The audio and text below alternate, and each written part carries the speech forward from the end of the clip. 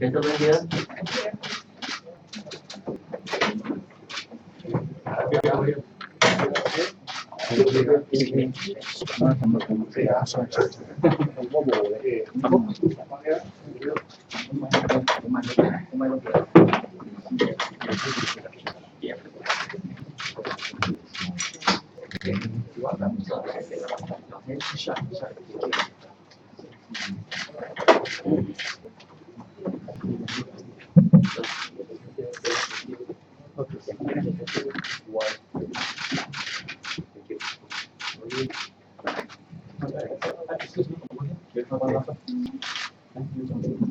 Okay, thanks. Okay. Okay, thank you everyone. Anyone? Okay, that's it. They have cram on the jaw.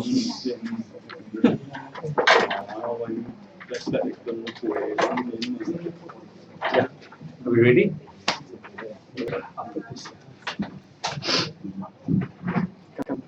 Yeah, sure. Good. Okay, sure.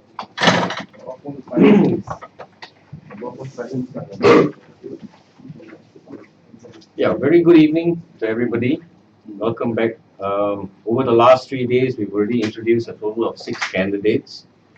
All right, this evening we're about to introduce our next 2 candidates, and they are on my right is Brian Lynn.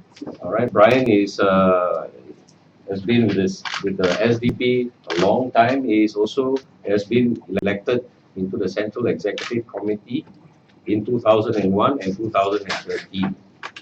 All right, he also 2011. Yeah. He also heads the party's ground operations unit.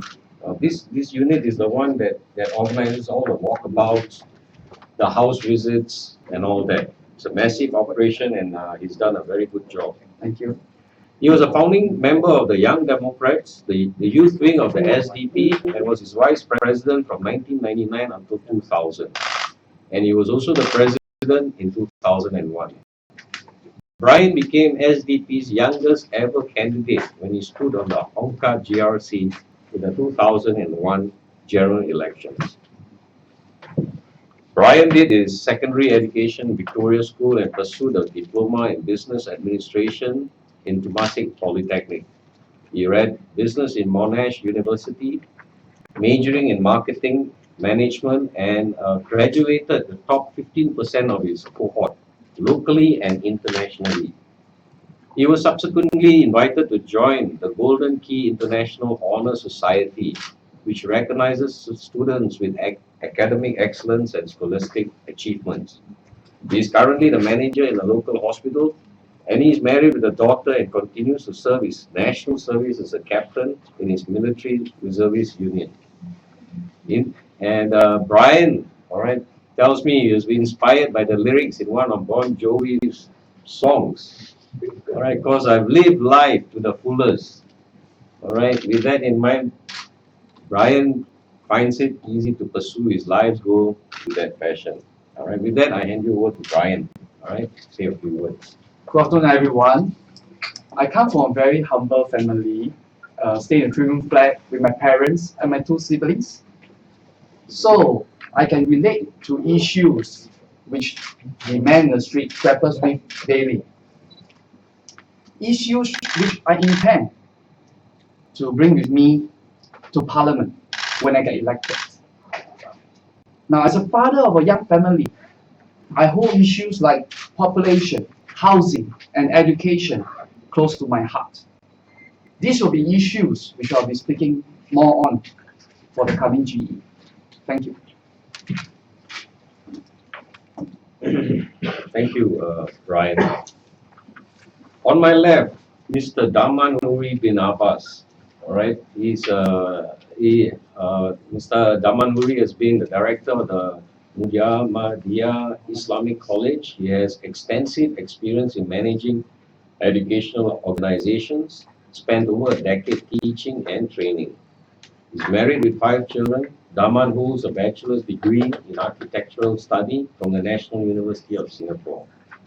Thereafter, he holds a diploma in teaching and training from Cambridge, UK, and a diploma in counseling from Kaplan, Singapore. Daman here has been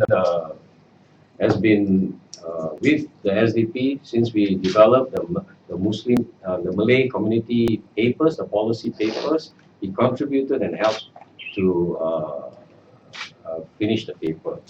With that, I introduce Mr. Daman.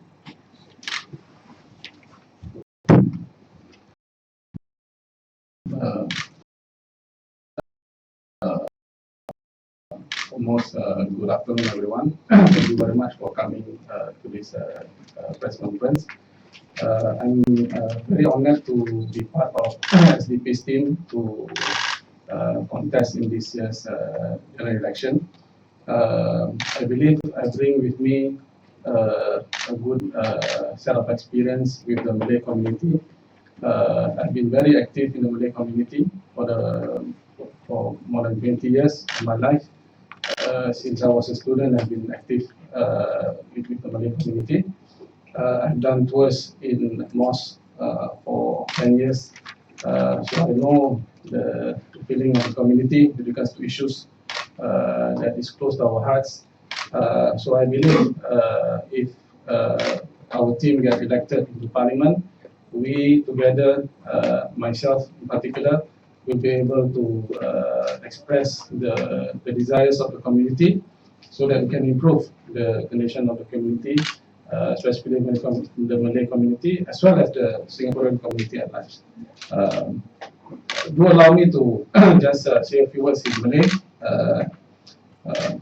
Bismillahirrahmanirrahim. Assalamualaikum warahmatullahi wabarakatuh. Saya Manduri bin Abbas. Perkenalkan diri saya sebagai seorang calon SDP untuk bertanding dalam pilihan raya pada tahun ini, dan saya berharap bahawa dengan pelibatan saya dalam pilihan raya ini, saya dapat menyumbang kepada pembangunan kaum Melayu, orang Melayu di Singapura, dengan pengalaman yang saya bawa sepanjang 20 tahun melibat langsung di masjid, persatuan-persatuan Islam, dan juga di sekolah-sekolah dalam berbagai bidang yang saya terlibat, training, bengkel dan sebagainya. Jadi saya benar-benar berharap bahawa saya dapat memberi sumbangan kepada pembangunan masyarakat Melayu di Singapura. Mungkin itu saja sebagai pembukaan. Terima kasih. Assalamualaikum warahmatullahi wabarakatuh. All right, we'll take some questions from the floor. Mr. Brian, can I have a Chinese name? 就跟那个其中党部长部摩和林文星，对，一模一样。今年几岁？今年39，其实38，还没过生日，39。In English, please. Oh, they were asking about my Chinese name, so I say I share the same Chinese name as the former PAP minister Lynn. Yeah. Will be on the website. Yeah, that's not updated now. Yeah, it's not. Yeah. They're doing it now. And I'm turning 29. Sorry, 39. That's a compliment. 39. Okay, next. How old are you? And for both of you, could you tell us about your family? How many children? How old are they?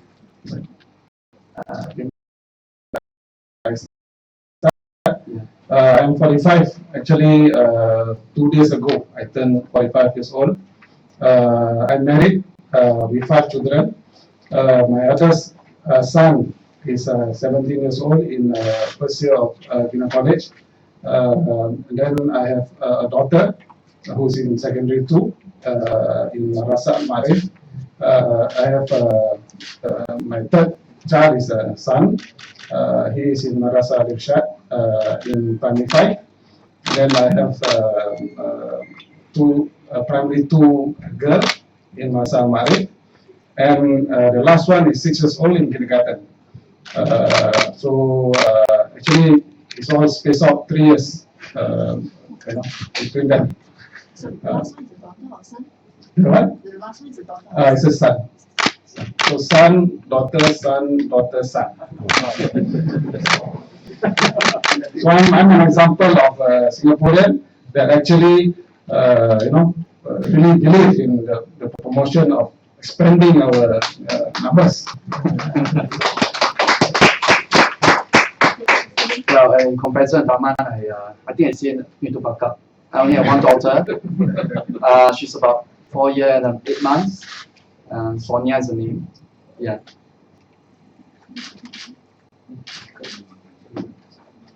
Daman, you mentioned you have 5 children, so perhaps could we have your take on Singapore's policies on childcare?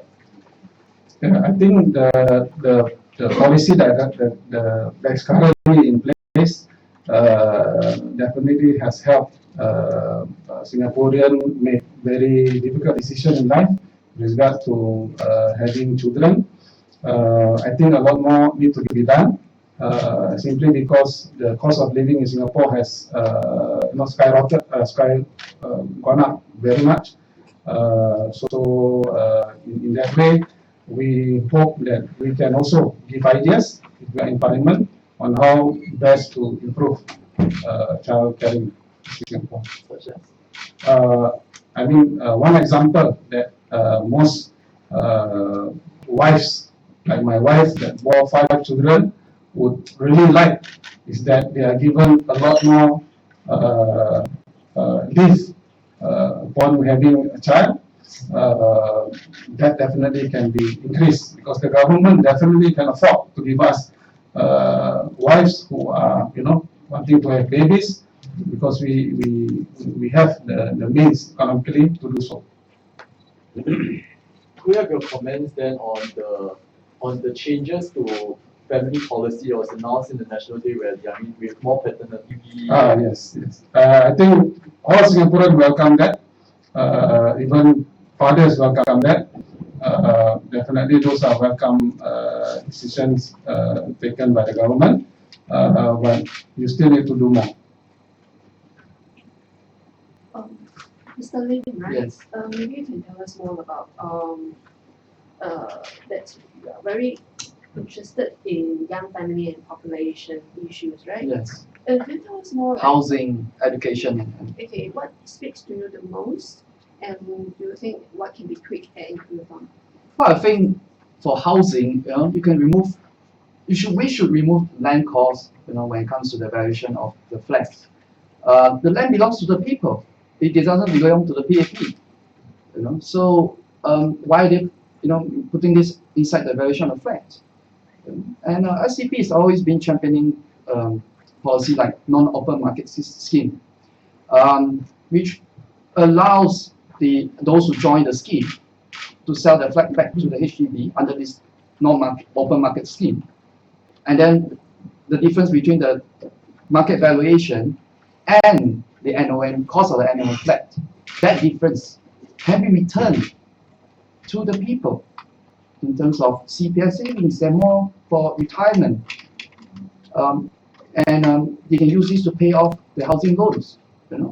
We have very good, viable sound policies which will benefit the people. And like I said, housing is one issue that I'm definitely going to touch on in the rallies. What are your views regarding the recent housing policies that have been announced? Pertaining to which? The ND1, NDR, the ones that have been announced at NDR. Well, let's see.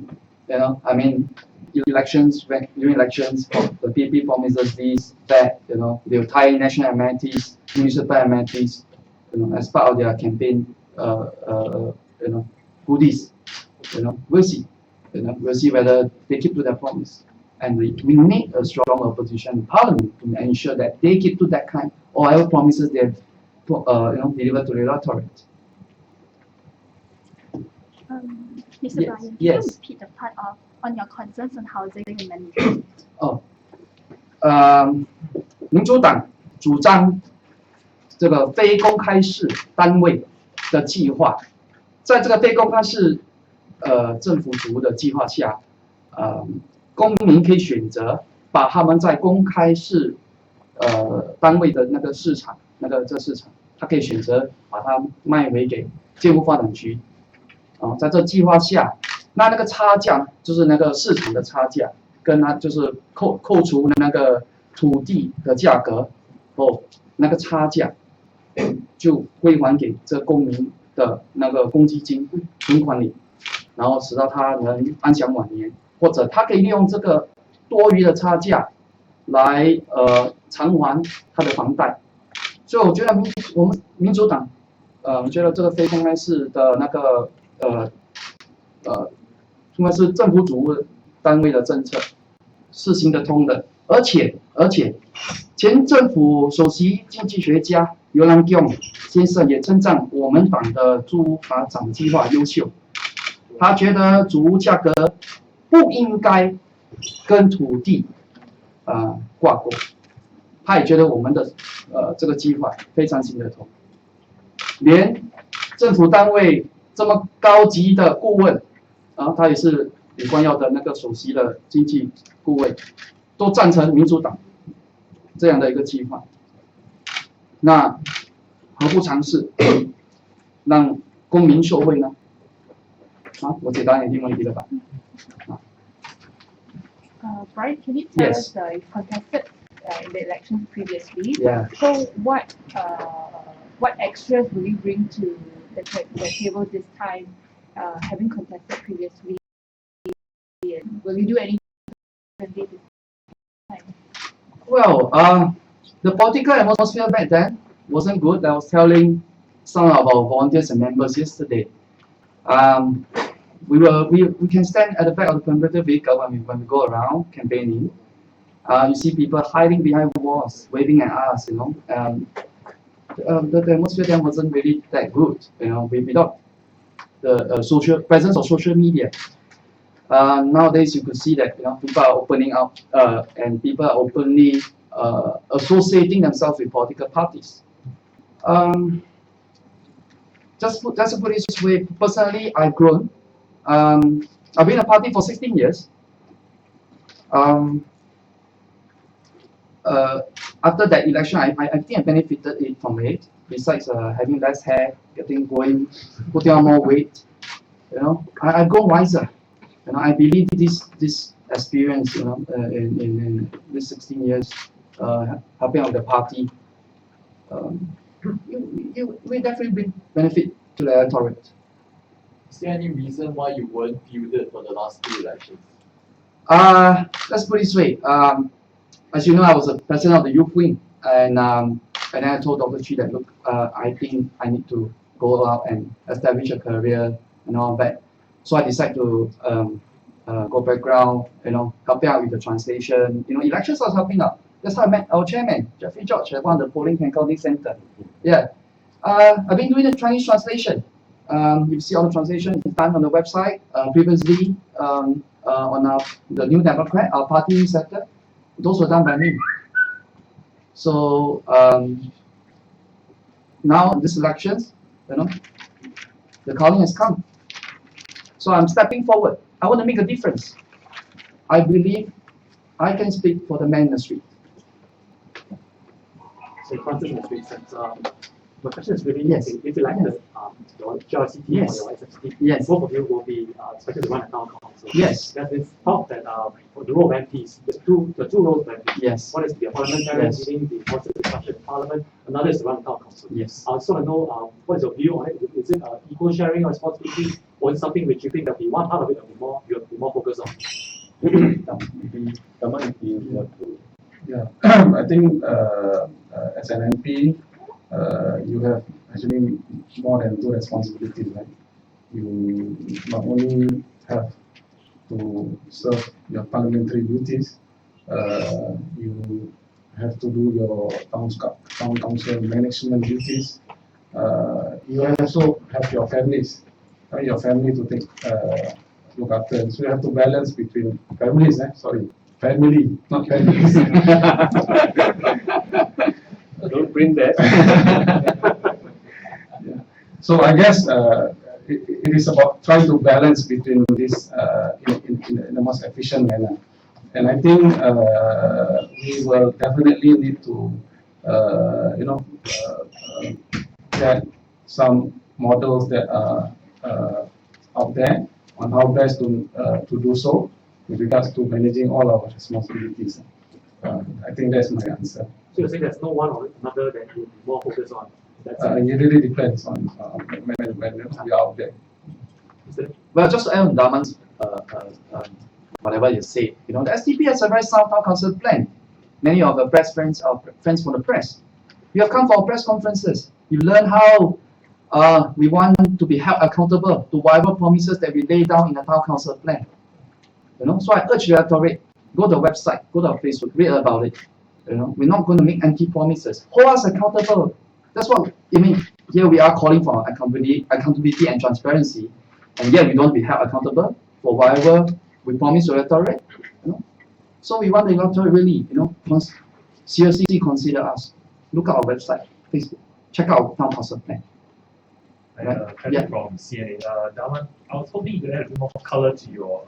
Earlier you said everyone welcomes the manpower, all these leaves being given out. I was hoping you add a bit more color. How much do you feel is enough?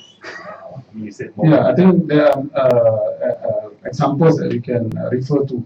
For example, some countries actually give 1 year maternity leave, and these are very advanced countries, large countries with bigger population than us, higher budget, yet they can do so. So we do now. Now we are in the 4 months, right? So maybe we can stretch to 6 months. Really, it's about us looking into why is it that mothers find it tough to make those decisions, to have a lot of children, and definitely the factor of maternity leave is a big one. At the same time, you got to balance between your work, right? So the government can come in and give us the resources in terms of financing that bit when the mothers are at home, because really they are contributing to the whole development of the country by being good parents at that very early age where the child is being shaped. So let's not be too draconian in terms of it's about dollars and cents. Come on, we have to have a lot more humanity when we talk about wanting to build a very good, developing society. Right? I'm sure some of the concerns for mothers might be if they're away for so long, how do they transit back into the workforce? Is that an area that you would consider looking into? Definitely, you have to, policies are made with a lot of thinking to make sure that that phase in which the mother is out and in is smooth. If a mother is a teacher, for example, does that 1 year off, so to speak, compromise her capability? I don't think so, right? So easily she can go back into the system, and there can be a lot. I mean, now we have technology in which you can have access to certain duties that is manageable still. So that there's a lot of creative ways in which, innovative ways in which, if you allow engagement on the part of the people, I'm sure they can come up with very good proposals on how best do we manage all these different needs between making sure that the quality of our education system is not compromised, and at the same time ensuring that our population, Singaporean, have a lot of babies because we have a problem. Mr. Daman, maybe you could share a bit more about your personal story, how you and your wife managed 5 babies. 5 kids. Does she work? What was her My wife is a teacher in national school, so she works. So she has done her sacrifice. She has given us 5 babies. We went through for 1 bit and then no more, right? After 4. So when the government announced 5, I told my wife, she said jokingly, right?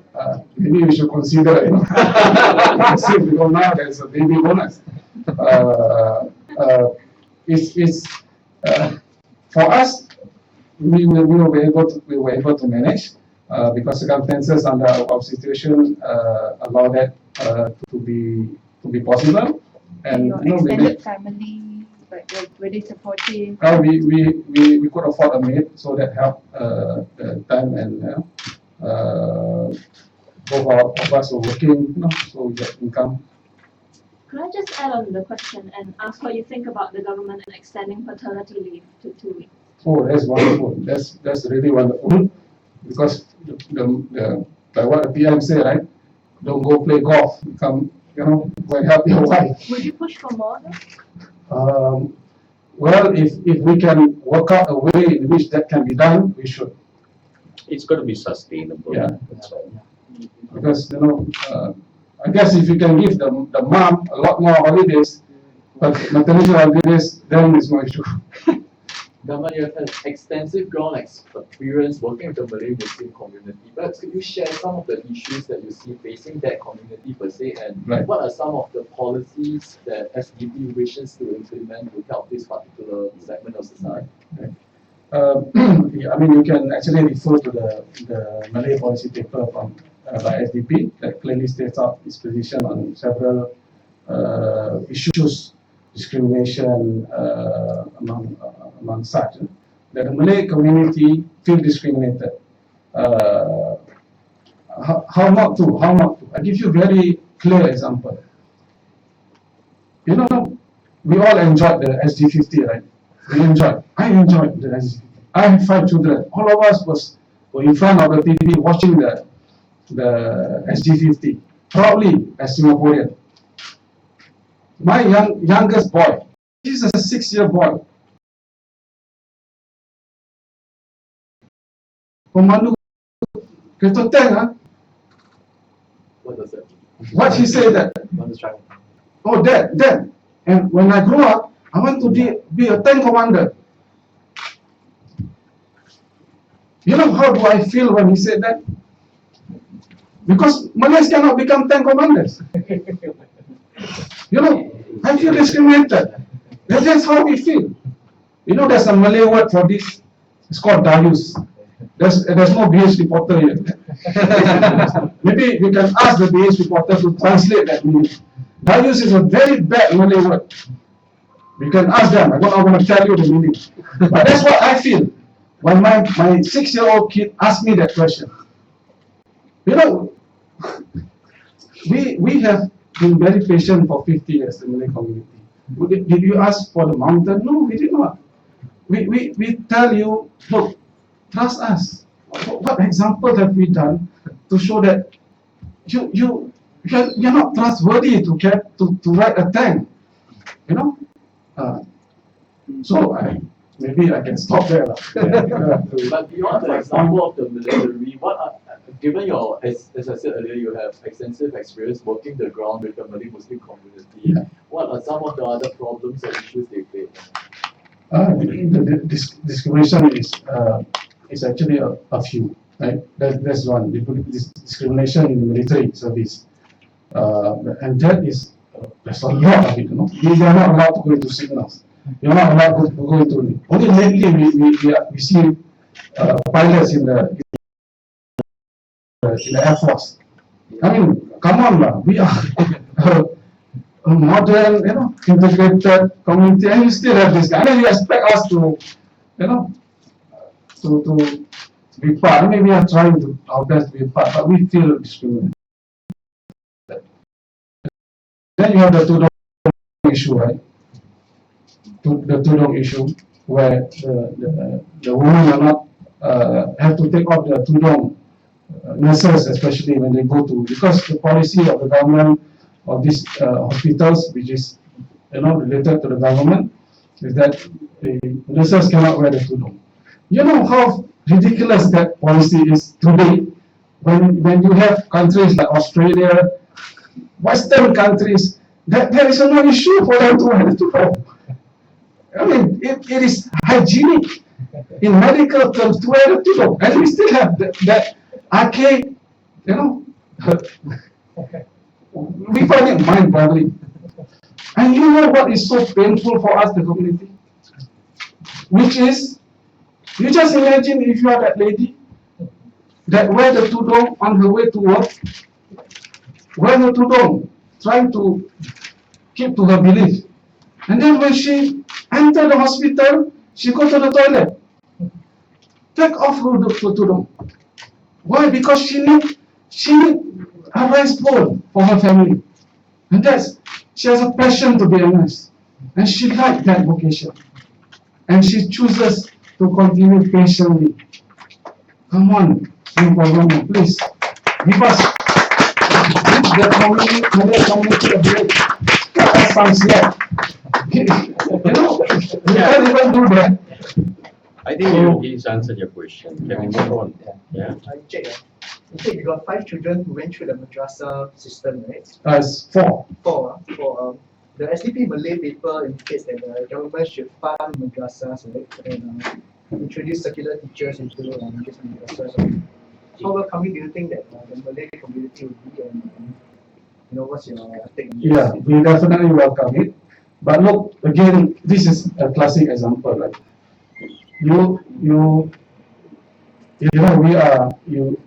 the Compulsory Education Act was implemented how long ago? Then the madrasah have to get into this system. So we have to take the secular subject. Yet you don't asking, you give us, and we're supposed to be happy. Of course, we are happy. We are very grateful to the government for that. But no, let's look at the whole picture. That should have been given to us in the first place. Not held back until today, then you give. That's my answer. Okay, we'll take one last question.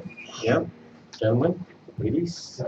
For bio boxes, we need information about Favorite sport. favorite place as well as perhaps your hobbies and why you and why you decide to join politics. We will be putting that up, right? Yeah, they will be coming up on the web soon. Just be patient. Mr. Brian, Yes. which hospital are you working at? At this moment, I don't want to mention. Yeah, because that's an agreement I have with my employer. Yeah, as far as possible. But you guys are smart. You'll be able to find out. Figure it out. Yeah. All right, with that, thank you very much. You are a manager. What are you in? Are you IT, accounting, or Administration. administration? Yeah, administration. All right, with that, thank you very much. Thank you, everyone. Thanks for your time. Yep.